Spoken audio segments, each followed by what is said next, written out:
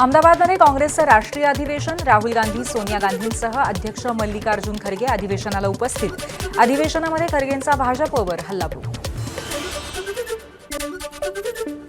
संसदेचं अर्थसंकल्पीय अधिवेशन मनमानी पद्धतीने चालवलं। अध्यक्षांनी विरोधी पक्षनेते राहुल गांधींना बोलण्याची संधीच दिली नाही। काँग्रेस अध्यक्ष मल्लिकार्जुन खरगेंचा आरोप। मणिपूरसारख्या संवेदनशील विषयावरती दिवसा चर्चा घेण्याची अमित शहांना विनंती केली होती, मात्र ऐकली नाही। मल्लिकार्जुन खरगेंचं वक्तव्य, मणिपूरबाबत सरकार काही लपवू पाहत आहे। खरगेंचा सरकारवर हल्लाबोल। पक्षात जे लोक काम करत नाहीत, जबाबदारी निभावत नाहीत, त्यांनी निवृत्त झालं पाहिजे। काँग्रेसच्या अहमदाबाद अधिवेशनामध्ये अध्यक्ष खरगेंचं वक्तव्य।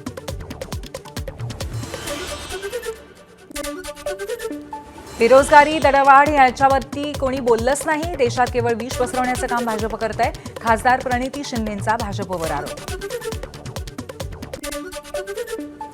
धार्मिक द्वेष हा विषय असेल तर सर्वात आधी भाजपची मान्यता रद्द करायला हवी। धार्मिक द्वेष, धर्मांधता पसरवण्याचं काम या देशात कोणी करत असेल तर ते काम भाजप करत आहे। संजय राऊतांचा आरोप। ठाकरेंच्या शिवसेनेचे अधिकृत प्रवक्ते जाहीर, संजय राऊत आणि अरविंद सावंत मुख्य प्रवक्तेपदी, अनिल परब, प्रियांका चतुर्वेदी, हर्षल प्रधान, सुषमा अंधारे आणि जयश्री शेळकेंसह आनंद दुबेंवरती प्रवक्तेपदाची जबाबदारी। ठाकरेंची शिवसेना उत्तर भारतीयांना मराठी शिकवणार। उत्तर भारतीयांना मराठी शिकवण्यासाठी मराठी की पाठशाला उपक्रम। ठाकरेंच्या शिवसेनेचे उत्तर भारतीय प्रवक्ते आनंद दुबेंची संकल्पना। कॅबिनेट आणि राज्यमंत्र्यांच्या अधिकारांचा मुद्दा ऐरणीवर। अधिकारांच्या मुद्द्यावरनं मुख्यमंत्री कार्यालय आग्रही।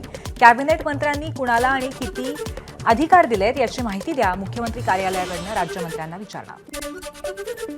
सोलापुरामध्ये 12 एप्रिलला शरद पवार, सुशीलकुमार शिंदे, संजय राठोड एकाच मंचावर। नेहरू नगरमधल्या स्वातंत्र्य सेनानी चंद्राम गुरुजींच्या पुतळ्याच्या अनावरणासाठी एकत्र येणार।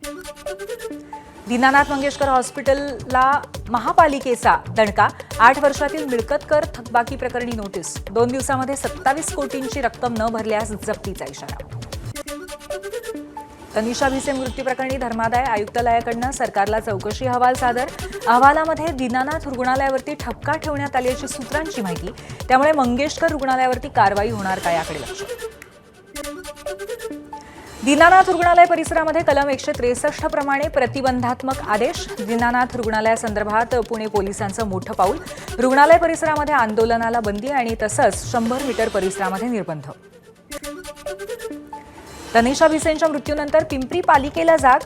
650 रुग्णालयांना नोटीस। कोणत्याच रुग्णांकडून ॲडव्हान्स घेऊ नका, असं घडल्यास रजिस्ट्रेशन रद्द करण्याचा पालिकेचा इशारा। पुणे जिल्हाधिकारी कार्यालयासमोर सुप्रिया सुळेंचं आंदोलन। बनेश्वर फाटा ते वनविभाग कमान या देवस्थानकडे जाणाऱ्या रस्त्याची दुरवस्था झाली असून काँक्रिटीकरणासाठी पाठपुरावा करूनही होत नसल्यामुळे सुळे आक्रमक। प्रशांत कोरटकरच्या जामीन अर्जावरती आज निर्णय होणार। 7 तारखेला दोन्ही बाजूंनी युक्तिवाद झाला होता। मनसेचे मुंबई शहर अध्यक्ष संदीप देशपांडेंना अज्ञात व्यक्तीकडनं धमकीचा फोन। अज्ञातांविरोधात दादर पोलीस स्टेशनमध्ये गुन्हा दाखल। तपास करायला हवा की कोणी मुंबईचं वातावरण खराब करताय का? संदीप देशपांडेंची धमकी प्रकरणावरती प्रतिक्रिया, तर जाणीवपूर्वक सगळं घडत असल्याचं देशपांडेंचं वक्तव्य। तुळजापूर ड्रग्ज तस्करी प्रकरणामध्ये मंदिराच्या पुजाऱ्यांचा सहभाग। 13 जणांची नावं समोर। आरोपी पुजारी राजकीय पक्षाचे कार्यकर्ते असल्याचीही माहिती। प्रकरणामध्ये आतापर्यंत 35 आरोपी। महामुंबईतल्या महत्त्वाच्या पायाभूत सुविधा प्रकल्पांसाठी मिळणार 4 लाख कोटींचं कर्ज। मुख्यमंत्री देवेंद्र फडणवीसांच्या उपस्थितीमध्ये एमएमआरडीएचं वित्तीय संस्थांबरोबर करार।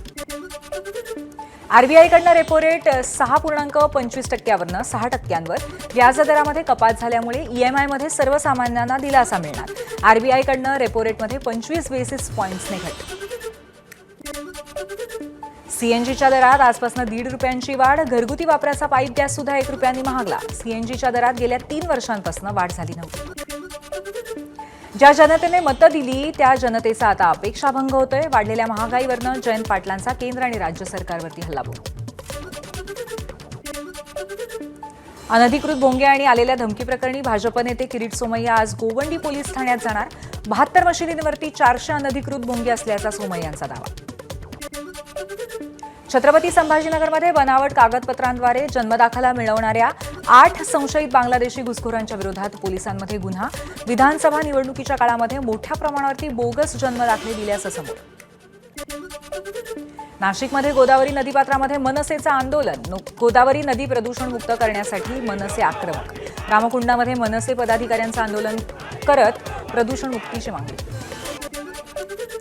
पुण्यामध्ये 27 वर्षाच्या परदेशी महिलेवरती 7 जणांकडून लैंगिक अत्याचार. 2020 पासून भूतानच्या महिलेवरती सामूहिक लैंगिक अत्याचार. या प्रकरणी राष्ट्रवादीचा माजी पदाधिकारी शंतनू कुकडेसह त्याच्या मित्रांना अटक. पुण्यात 27 वर्षाच्या परदेशी तरुणीवरती लैंगिक अत्याचार प्रकरण. शंतनू कुकडे राष्ट्रवादीचा पदाधिकारी नाही, पक्षाची माहिती. शंतनू कुकडे हा राष्ट्रवादी अल्पसंख्याक विभागाचा उपाध्यक्ष होता. अहिल्यानगर रुग्णालयातील 4 भिक्षुकांच्या मृत्यूप्रकरणी चौकशी समिती. चौकशी समितीचा 7 दिवसात अहवाल येणार. उपचारादरम्यान निष्काळजीपणा, दिरंगाई झाल्याची शक्यता. शिर्डी 4 भिक्षुकांच्या मृत्यूनंतर खासदार निलेश लंकेंनी जिल्हा रुग्णालयाला भेट दिली. सध्या अहिल्यानगर जिल्हा रुग्णालयामध्ये 2 जणांवरती उपचार सुरू असून त्यांची विचारपूस केली. सिंधुदुर्गातल्या दोडामार्गमधील तिलारी खोऱ्यात हत्तीचा शेतकऱ्यावर हल्ला. शेतकऱ्याचा जागीच मृत्यू. स्थानिकांच्या वनविभागावरील रोषानंतर ओंकार हत्तीस बंदिस्त करण्याचा प्रधान मुख्य वनसंरक्षकांची मंजुरी. बुलढाण्याच्या तापमानामध्ये दिवसेंदिवस वाढ. जंगलातील पाणवठे आटल्यामुळे प्राणी पाण्याच्या शोधात गावात येत आहेत. अभयारण्यातील हिंस्र प्राणी आता पर्यटकांना सहज दिसू लागले. सोलापूरच्या अक्कलकोट तालुक्यामध्ये वादळी वाऱ्यासह गारांचा पाऊस. वादळी वाऱ्यासह पाऊस झाल्यामुळे अनेक भागातील झाडं जमीनदोस्त. पिकांचं नुकसान झाल्यामुळे शेतकरी चिंतेत.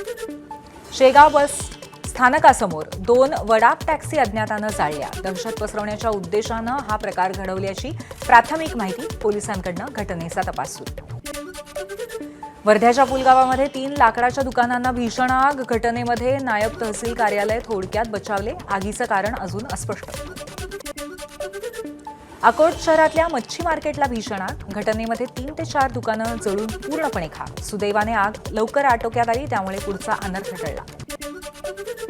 सिंधुदुर्गच्या साटेली भेडशी परिसरात सिलेंडरचा स्फोट. घटनेमध्ये संपूर्ण घर जळून खाक. सुदैवाने कोणतीही जीवितहानी नाही. मुंबईच्या मालाड मालवणीमध्ये 10 वर्षांच्या चिमुकलीवरती लैंगिक अत्याचार. आरोपीची 12 एप्रिलपर्यंत पोलीस कोठडीमध्ये रवानगी. कामाच्या बहाण्याने मुलीला घरी बोलवत आरोपीकडनं अत्याचार. आजीची नातवासह इमारतीच्या गच्चीवरनं उडी मारून आत्महत्या. घटनेमध्ये आजीचा जागीच मृत्यू तर नातवाचा उपचारादरम्यान मृत्यू. रायगडच्या रोहा शहरातली घटना. सोलापूरच्या मोळमध्ये पूर्व वैमनस्यातनं पती पत्नीवरती गोळीबार. महिलेची प्रकृती चिंताजनक. आरोपी पसार. शिवाजी जाधव यांना एक तर सुरेखा जाधव यांना 3 गोळ्या लागल्या. अमेरिकेकडनं चीनच्या वस्तूंवरती 104% आयात कर आणि आजपासून अतिरिक्त कर वसूल केला जाणार. व्हाईट हाऊसकडनं घोषणा. जम्मू आणि काश्मीर विधानसभेचं कामकाज 1 वाजेपर्यंत तहकूब. नॅशनल कॉन्फरन्सचे आमदार आणि भाजप आमदारांचा गोंधळ. वक्फ दुरुस्ती विधेयकाविरोधामध्ये मणिपूरमध्ये सर्वत्र निदर्शनं. वक्फ सुधारणा कायदा तात्काळ मागे घेण्याची मागणी करत मोर्चा. वक्फ सुधारणा कायदा देशभरात लागू. पश्चिम बंगालच्या मुर्शिदाबादमध्ये वक्फ कायद्याविरोधामध्ये निदर्शनं सुरू असताना हिंसाचार. परिस्थिती नियंत्रणात आणण्यासाठी पोलिसांकडून आंदोलकांवरती लाठीचार्ज. वक्फ कायदा मंगळवारपासून अस्तित्वात आल्याची अधिसूचना केंद्राकडून जारी. केंद्र सरकारकडून सुप्रीम कोर्टामध्ये कॅव्हेट. 15 एप्रिलला सुप्रीम कोर्टामध्ये सुनावणीची शक्यता. एबीपी माझा, उघडा डोळे बघा नीट.